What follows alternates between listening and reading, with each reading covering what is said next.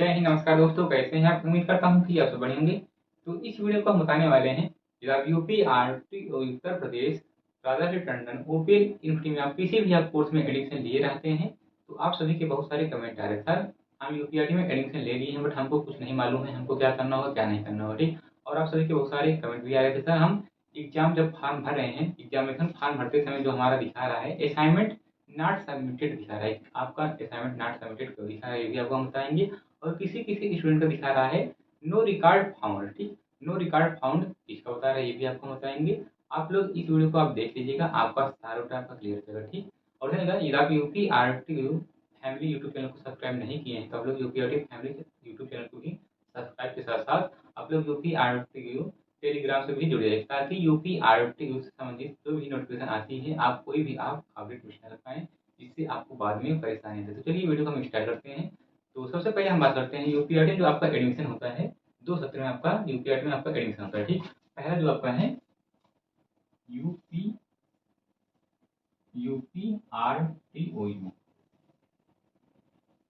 उत्तर प्रदेश राजा Shri Tandon open university में आप admission लिए रहते हैं, चाहे किसी भी आप कोर्स में एडमिशन लिए हैं, आपका डाउट आपका सभी डाउट आपका क्लियर हो जाए। और यदि आपका कोई भी डाउट रह जाता है तो आप लोग कमेंट कीजिएगा, आपको हम कमेंट के माध्यम से आपको हम रिप्लाई आपको हम जरूर देंगे। ठीक, यूपीआरटी में सबसे पहले आप ये जान लीजिए यूपीआरटी में आपका एडमिशन होता है 2 सत्र में होता है। पहला तो हो गया जुलाई सत्र, पहला हो गया जुलाई सत्र और जो दूसरा है जनवरी सत्र। ठीक, यूपीआरटी जो आपका एडमिशन होता है 2 सत्र में आपका एडमिशन होता है, पहला है जुलाई सत्र और दूसरा है जनवरी सत्र। ठीक, चाहे आप जुलाई सत्र में एडमिशन लिए हों चाहे आप जनवरी सत्र में एडमिशन लिए हैं, ठीक आपका डाउट क्लियर हो जाएगा। ठीक, तो सबसे पहले हम बात करते हैं जब यूपीआरटी में किसी भी आप कोर्स में एडमिशन लिए रहते हैं तो एनईपी जैसे लागू हुआ है, न्यू एजुकेशन पॉलिसी जैसे लागू हुआ है, तो यदि आप किसी भी आप कोर्स में एडमिशन लिए हैं और जो आपका जिस कोर्स में आप एडमिशन लिए हैं उस कोर्स का जो आपका एग्जाम होता है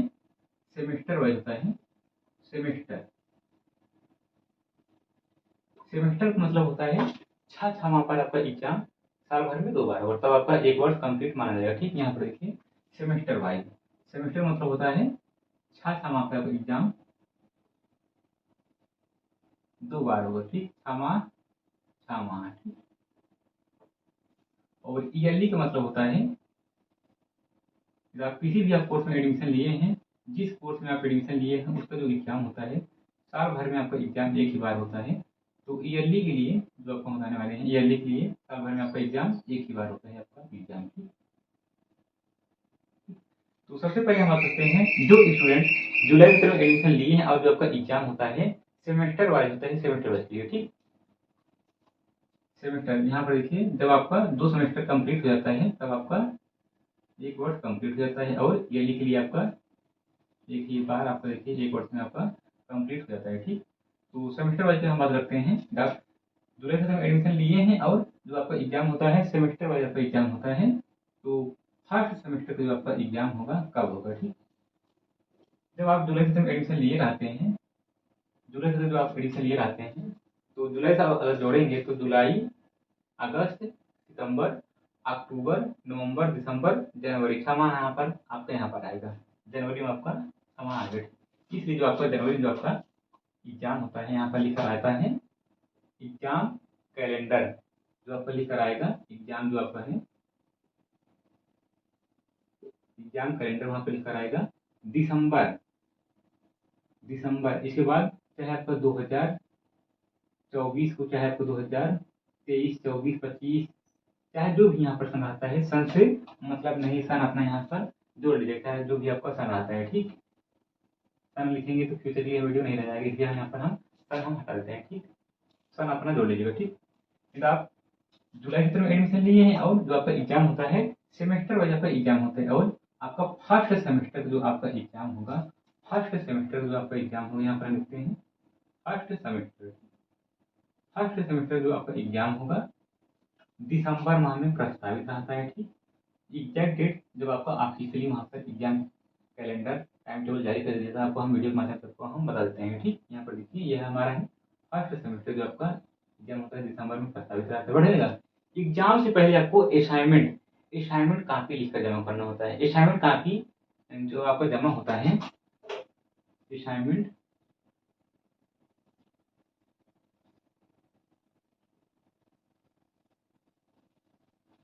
असाइनमेंट काफी जो आपका जमा होता है अक्टूबर नवंबर में स्टार्ट हो जाता है।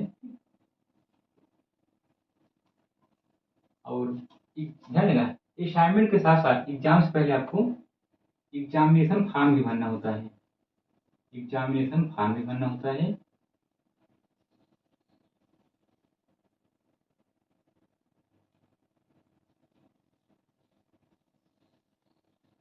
एग्जामिनेशन फॉर्म जो भरा जाता है अक्टूबर नवंबर में भरा जाता है आपका, ठीक। साथ में ही भरा आपका फॉर्म भरा जाता है, ठीक। ये हम बात किए हैं, यदि आप फर्स्ट ईयर के फर्स्ट सेमेस्टर के स्टूडेंट हैं तो आपका एग्जाम दिसंबर माह में प्रस्तावित रहता है और असाइनमेंट जो आपका जमा होता है अक्टूबर नवंबर में जमा होता है और एग्जामिनेशन फॉर्म जो आपका भरा जाता है अक्टूबर नवंबर में आपका एग्जामिनेशन फॉर्म भरा जाता है, ठीक है। हमारा हो गया फर्स्ट ईयर का फर्स्ट सेमेस्टर, हम जुलाई से बात किए हैं, ठीक। अब हम बात करते हैं हमारे यहाँ पर देखिए फर्स्ट सेमेस्टर हो गया, ठीक। अब सेकंड सेमेस्टर जो आपका एग्जाम होगा, फर्स्ट सेमेस्टर हमारे यहाँ आया है, जब सेकंड सेमेस्टर यहाँ से फिर आप जोड़ेंगे यहाँ पर जनवरी फरवरी मार्च अप्रैल मई जून जुलाई अगस्त, देखिए जून जुलाई जो आपका आ रहा है यहाँ पर, देखिए यहाँ पर आ रहा है। इसके बाद आपका देखिए सेकंड सेमेस्टर का जो आपका एग्जाम होगा यहाँ पर होगा, ठीक, जुलाई में होगा, ठीक। ये हो गया हमारा सेकंड सेमेस्टर, ठीक। ये हम जो वीडियो बता रहे हैं कोई आपको बता नहीं होगा, आप ये इस वीडियो को देख लीजिएगा, आपका सारा टका क्लियर हो जाएगा, ठीक। फर्स्ट सेमेस्टर हमारा यहाँ होगा, इसके बाद सेकंड सेमेस्टर हमारा यहाँ हुआ था, ठीक। इसका जो आपका एग्जाम होता है सेकंड सेमेस्टर, यहाँ पर देखिए, यहाँ पर हम लिख देते हैं एग्जाम, पहला पॉइंट एग्जाम। एग्जाम जो आपका टाइम टेबल जो जारी किया जाता है उसमें लिखा रहता है जून लिखकर आता है जून, चाहे जो भी आपको सन आता है, जो आपका एग्जाम होता है जून में होता है, जो कि प्रस्तावित रहता है, जैसे भी रहता है आपको हम वीडियो के माध्यम से आपको हम बता रहे हैं, ठीक। और ध्यान देगा एग्जाम से पहले आपको असाइनमेंट कॉपी लिखकर जमा करना होता है। असाइनमेंट कॉपी, इसको हम स्टार्ट में देते हैं असाइनमेंट, ठीक। असाइनमेंट कॉपी लिखकर जमा करना होता है। जो आपका असाइनमेंट जमा होता है इस समय जो आपका जो असाइनमेंट जमा हो रहा है फिलहाल यहाँ पर देखिए अप्रैल और मई, इसको तो अभी 15 मई तक ही, बट ये आप अपना अप्रैल में ही अपना असाइनमेंट कॉपी लिखकर जमा कर दीजिएगा। लास्ट डेट एक्सटेंड भी होती है, आप ये मान लीजिए 15 मई मान लीजिए, ठीक। 15 मई के पहले पहले या आप अप्रैल के ही पहले पहले अपना असाइनमेंट कॉपी लिखकर जमा कर दीजिएगा। और जो आपका एग्जामिनेशन फॉर्म भरा जाएगा, एग्जामिनेशन फॉर्म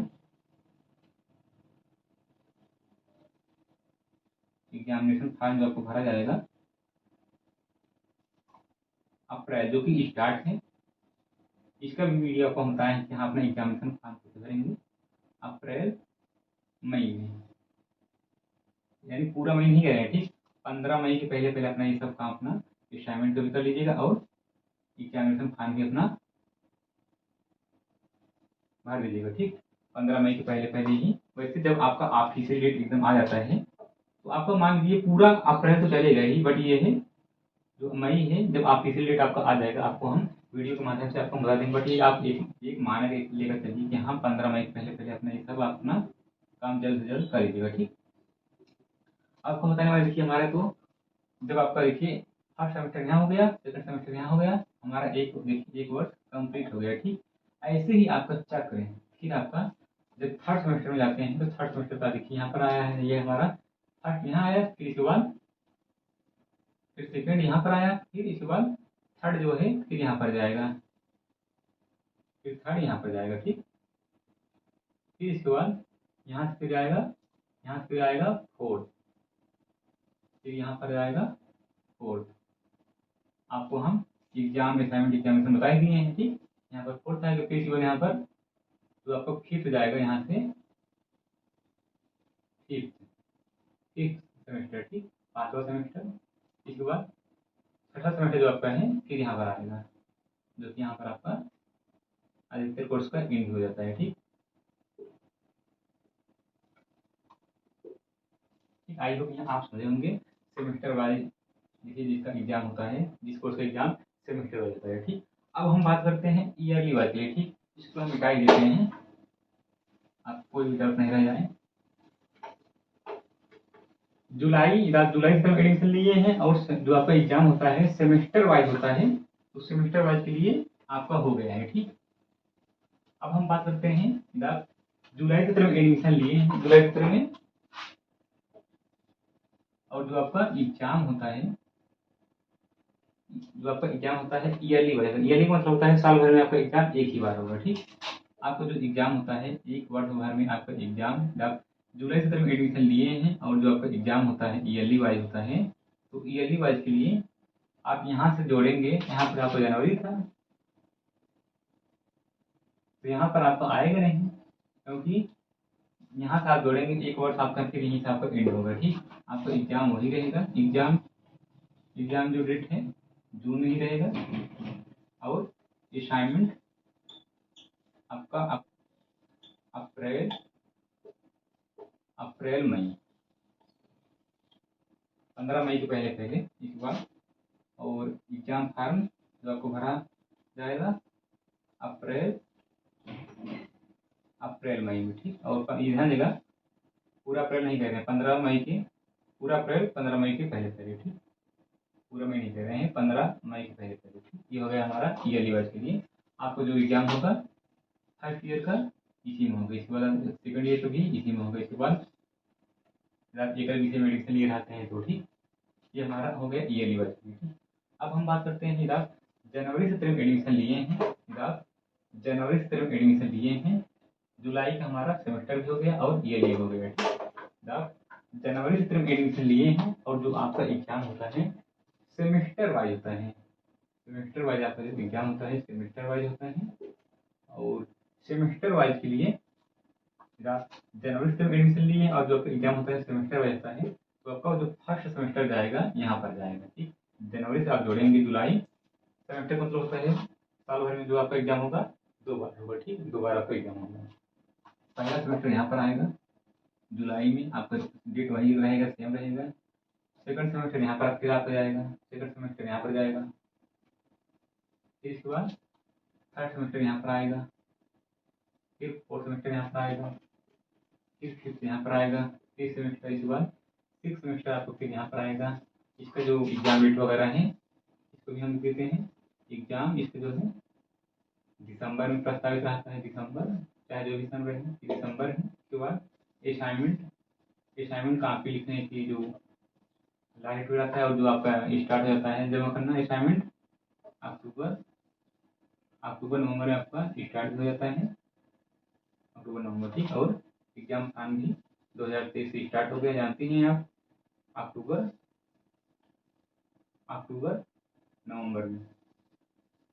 ठीक, और देखिए हमारे सेमेस्टर हो गया, ये जनवरी से मेडिसिन लिए रहते हैं, फर्स्ट सेमेस्टर यहाँ, सेकंड सेमेस्टर यहाँ फिर आएगा, फिर थर्ड यहाँ, फिर फोर्थ यहाँ, फिर फिफ्थ यहाँ, फिर सिक्स यहाँ पर। ठीक, ये हो गया हमारा सेमेस्टर वाइज। ठीक, और है फिर आप जनवरी से तरफ एडमिशन लिए हैं, जनवरी से तरफ एडमिशन लिए हैं और जो आपका एग्जाम होता है जिस कोर्स में आप एडमिशन लिए हैं, जो आपका एग्जाम होता है ईयरली वाइज होता है, ईयरली वाइज होता है। ठीक, तो ईयरली का मतलब होता है साल भर में आपका एग्जाम एक बार होगा। ठीक, जनवरी से आप जोड़ेंगे फिर आपको जनवरी आएगा, तभी तो आपका एक साल होगा, तो आपका जो एग्जाम होगा दिसंबर में ही, ईयरली वाइज के लिए दिसंबर में होता है। ठीक, दिसंबर में ही आपका एग्जाम होता है, एग्जाम से पहले आपको असाइनमेंट कापी लिख कर जमा करना होता है, असाइनमेंट जो कापी है आपको अक्टूबर नवंबर, इससे पहले एग्जाम से पहले आपको अक्टूबर नवंबर में आपको जमा होना स्टार्ट हो जाता है, और एग्जाम फॉर्म आपको भरा जाता है अक्टूबर नवंबर आपका महीना स्टार्ट होता है। ठीक, हमारे देखिए ये डाउट आपका क्लियर होता है। अब आपको हम बताने वाले हैं